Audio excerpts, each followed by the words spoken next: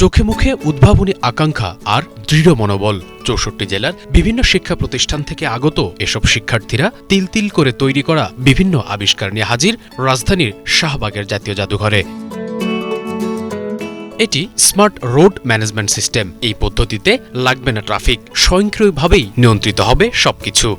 আমাদের দেশে যে ৪ রাস্তার মোড়, আমাদের যত অ্যাক্সিডেন্ট হয় তার অন্যতম কারণ হচ্ছে ৪ রাস্তার মোড়, যে সড়কের যে রোড ইন্টারসেকশন, এই ক্রসিংয়ে দুর্ঘটনা ঘটে। কারণ হচ্ছে আমি যদি আমার ট্র্যাকে থাকি কিন্তু আরেকজন করলো কি হঠাৎ করে U turn, left turn, right turn নিল, যখন অ্যাক্সিডেন্টগুলো হয়।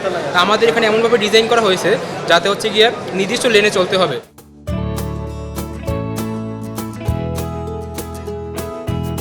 ফায়ার এক্সটিংগুইশার বট কাজ করবে আগুন নেভানো, কৃষি এবং মিলিটারি খাতে।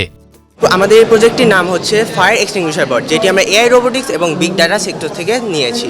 তো এটা মূলত আমরা 3টি সেক্টরে ব্যবহার করতে পারি। ফার্স্ট অফ অল ফায়ার ইনসিডেন্টে, বিভিন্ন ফায়ার ইনসিডেন্টে ফায়ার ফাইটার্সদের হেল্প করবে। দেন এগ্রিকালচার সেক্টরে ইউজ হতে পারে এবং মিলিটারি বেজেও এটা আমাদের হেল্প করতে পারে।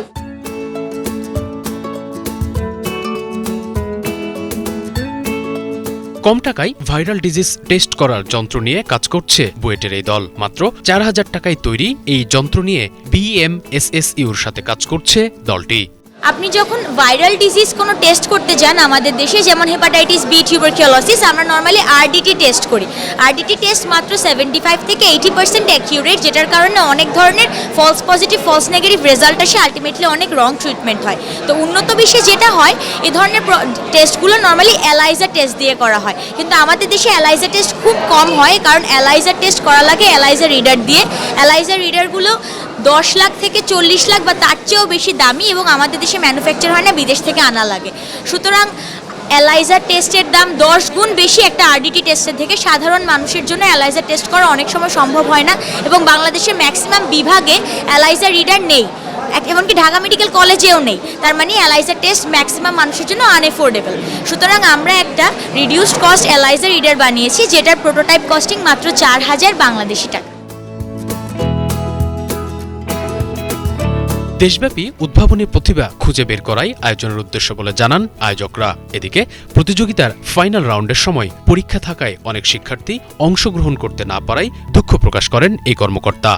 তাদেরকে উৎসাহ দেওয়া, তাদের মেধার চর্চা করা, তাদের মধ্যে বিজ্ঞান প্রযুক্তিকে ধারণ করা, এবং চতুর্থ শিল্প বিপ্লবে যে আমরা এগিয়ে যাচ্ছি, পৃথিবী এগিয়ে যাচ্ছে, তার সাথে বিজ্ঞানকে আরও বেশি করে সম্পৃক্ত করা। আমাদের জীবনের উন্নয়নে কিন্তু বিজ্ঞানী প্রযুক্তি কাজ করে থাকে।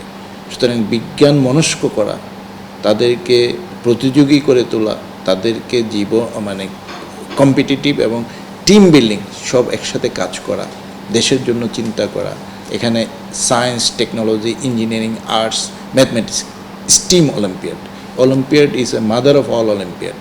এর মাধ্যমে ছাত্ররা তাদের মেধার ক্রিয়েটিভ থিঙ্কিং এবং সলিউশন ডেভেলপমেন্ট করবে, দেশের যে কোনো সমস্যার সমাধানে এগিয়ে আসবে। আমরা দুঃখ প্রকাশ করছি, দেখুন এটি 1 বছর ধরে চলে, আর সময় আমরা পিছাতে পারছিলাম না, পরীক্ষা আছে, যারা করতে পারছে না। আমরা আশা করব ভবিষ্যতে এই বিষয়টিও অনেকটা সহযোগিতা বা যতটা সম্ভব অ্যাকোমোডেট করার।